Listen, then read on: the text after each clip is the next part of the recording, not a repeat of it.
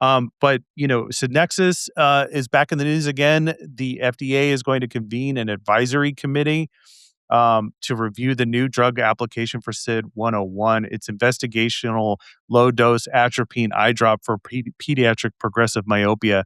The meeting follows the company's appeal after receiving a complete response letter from the FDA in 2025.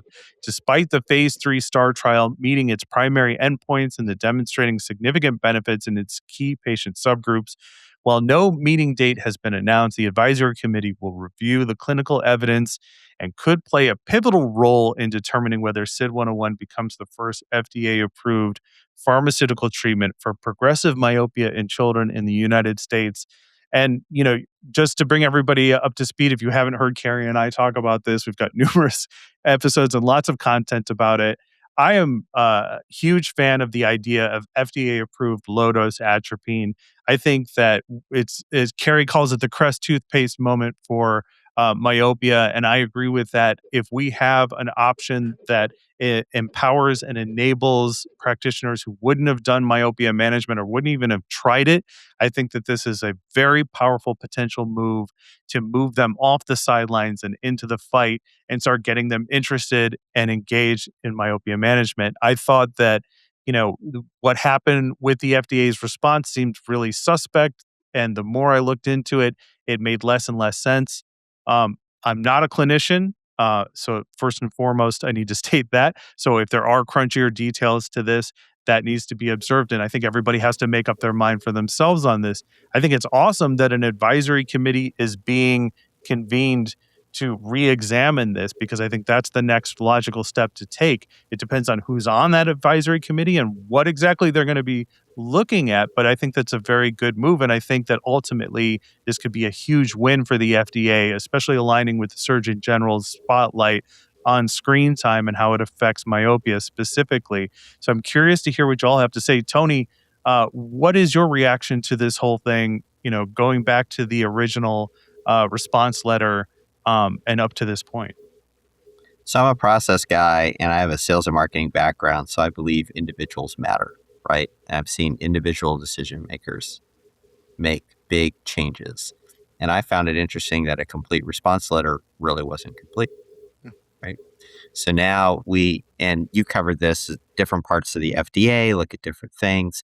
And this is the pharma guys and not the med tech guys. The med tech guys have already brought forward, the innovations and indications. So now a totally different group of people, again, people in a bureaucracy. There's change. There's lots of things going on. Uproar because the decision-making process was opaque. And now here's a chance for a do-over, right? So to your point about stakeholder roundup, who's going to be on the AdCom and all of this, that is where I'm intensely interested. What would the result be? If we played it forward in a positive and optimistic light, they could get an indication. They're having success in Europe under their CE mark, which is amazing and outstanding. And we'll see what it does for myopia management going, quote unquote, mainstream. I think as having now 3 modalities that could be easy to use, if it gets the indication, could get a lot of the early majority folks. I always think of the bell curve of adoption. They might get on board because they would have the imprimatur of the FDA on it. And now they have yet another thing they could do, and maybe prophylactically. So, and again, I'm not a clinician myself, just an enthusiast. So that's kind of my thought on it. Again, fascinated by the process and by the people making the decisions. It's just amazing. Yeah. Andrew, what do you think? Yeah, I mean, I think that the foundational part of it we all agree on, and that is,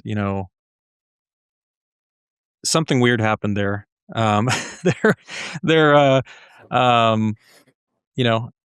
We can't function in a system where the rules change in the middle of the game, and in this one, the rules changed in the middle of the game, and I hope that this is the first step in fixing that and getting it right, and moving towards the outcome that we probably should have gotten before.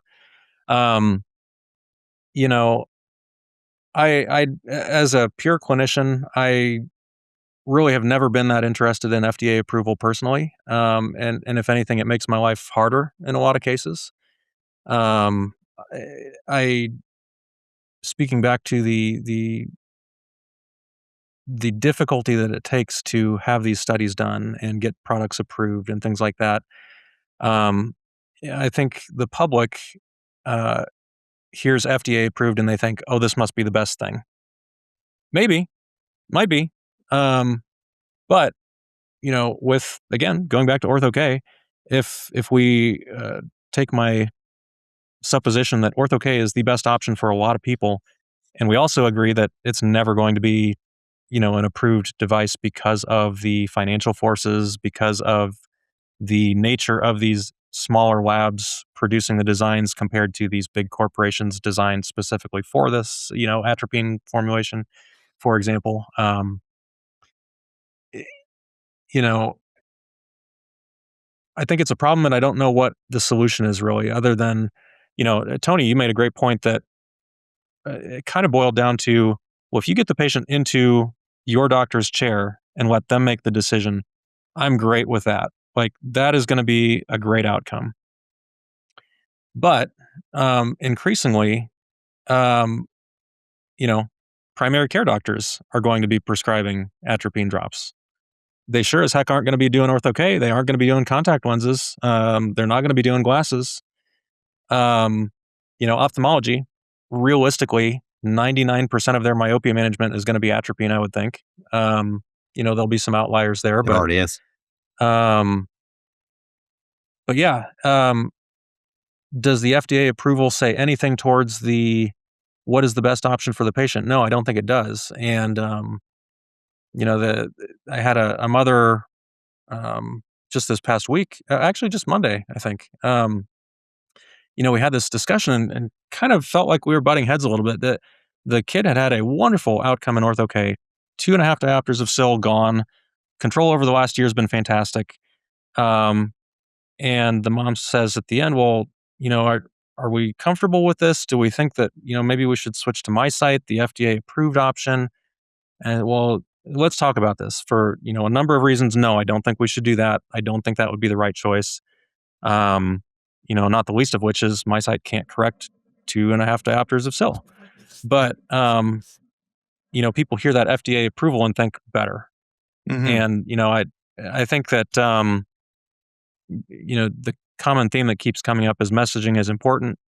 And when you get that one-on-one conversation, you can discuss that. But in the media, in articles, in, honestly, even in, big corporation, corporate optometry, I think there are certain messages about certain approvals and products and things that get steered, maybe not in the best interest of the patient. And so, as with anything, I think this has to move forward with Sydnexis. I think it should be approved. I think it should have already been approved. But that's not also giving doctors free rein to just say, be lazy and say this is the best option because it's approved either. So we all have to be vigilant in that regard too, and continue to make the best choices. No, that's a very salient point. So on the industry side, we had to undergo training every year, every 6 months, and you had to do this, Matthew. When you had, you had to do your FDA recertification. And what always struck me, again, being a process guy, was, when I was younger, we all read Upton Sinclair's The Jungle, and that's why the FDA came into being, and, the whole spiel. But it's safety and efficacy with a big safety piece.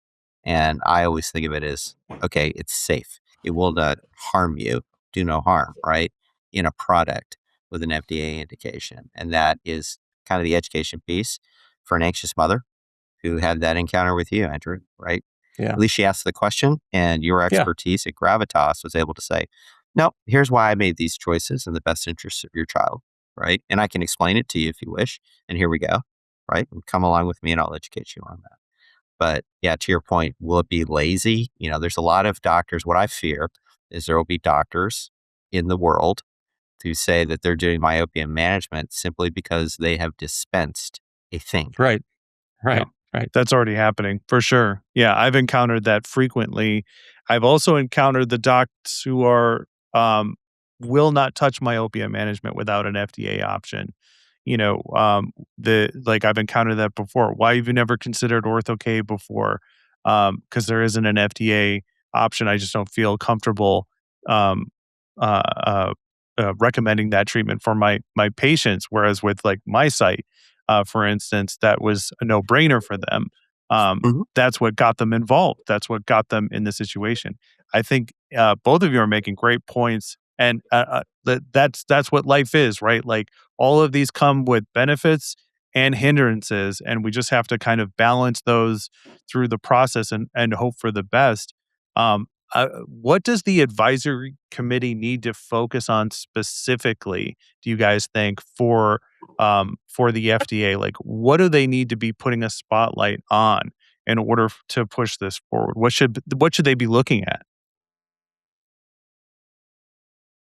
Honestly, to me, it's just the credibility of doing what you say you're going to do. I don't.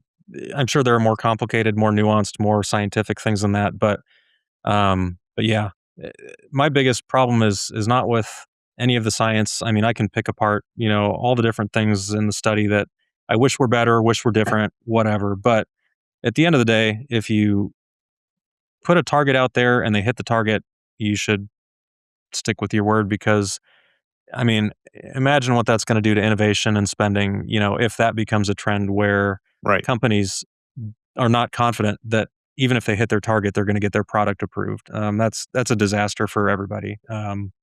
So to me, that's it. I'm sure Tony has a better answer than that, but that's what comes to my mind. No, that's a huge answer. The other part for me, I think, is so again, being the sales and marketing guy and process driven, is how do I provide the opportunity for this huge bureaucracy who has such a big reputation? How do I provide an exit ramp for them so that they can align on this was the goalpost? We hit the goalpost. Here are 3 or 4 things that I wish could be better. Write that up. Sydnexis will go and address them. And then off you go. And then everybody's can move on, right? Because when you have an opaque process and you can't explain it, and it was 2 guys ago, the opportunity is here's a chance for a do-over, right? Mhm. And how do I do this gracefully so that I don't embarrass the person 2 persons ago, right? Or Right. my entire bureaucracy that I'm responsible for Yeah, confidence. Wonderful point. That's a great point. Yeah. There's a there's a little bit of like marriage counseling and a little bit of hostage negotiation in there. Giving that person the off ramp, giving them the grace. Brilliant as always. Yeah. Yeah. Well said.